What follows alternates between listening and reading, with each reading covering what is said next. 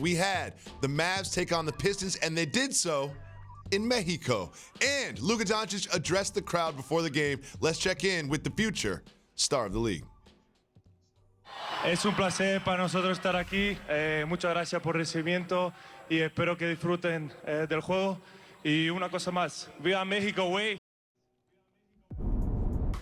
He dropped the way at the end. He said, Viva Mexico way. He got a lot of fans. He just earned a lot of fans in Mexico and here in the United States with his Spanish. Jalen, not only did he speak Spanish, he had 41 points, 12 rebounds, 11 assists, and another 40-point triple-double. What did his performance show you last night? Can I say something into this microphone that most people that cover that game from last night, because you know I was watching the Detroit Pistons very closely. I want to say something that nobody's going to mention about that game. Okay. There was a Curry to score 30. 30. Yeah, there was. Was it Steph Curry was it Wardell Stephen Curry? Was it Steph Curry? No. No. It was his Del brother. Curry? it was his brother. And that was a difference maker for their squad. Yes. Yeah, Luka was dynamic with his triple-double and scoring over 40, and Porzingis went over 20. Powell did a terrific job bringing energy. But the Pistons won't win too many games with Blake Griffin scoring in single digits. And that's what took place. Andre Drummond had a big game. Derrick Rose scored 19. You need Blake Griffin to be dominant against a team like Dallas.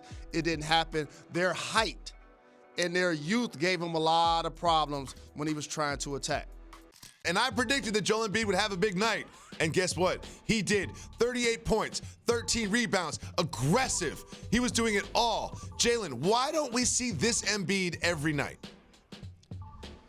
First and foremost, I appreciate Joel's maturity and how he handled the criticism and or the challenge that he got from Shaq and from Charles.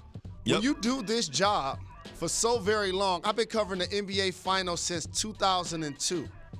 A lot of times what ends up happening is players today can be thin-skinned. And I always say, sometimes your critics are right. That's a sign of growth when you're able to look yourself in the mirror and understand, you know what, I could be better. I can go harder. I can sacrifice some of the decisions that I make to not put me in a position to be my absolute best for myself and for my team.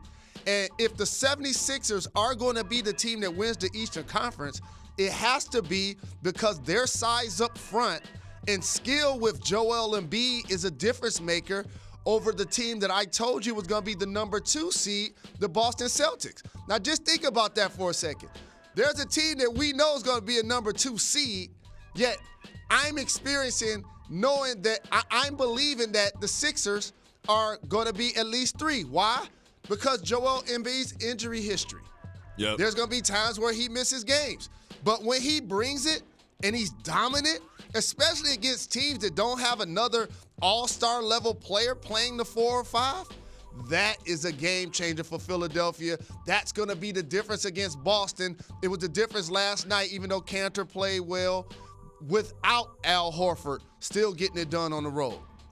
One thing I want to point out is Tobias Harris has low-key been producing for the Sixers lately. He had 23, 8, and 7 last night. I think that he's going to be a key to their success as they climb in the Eastern Conference. What's up? Thank you so much for watching ESPN on YouTube. Don't forget to download the ESPN app, and if you want more premium content, which you do, make sure that you subscribe to ESPN+. See you soon.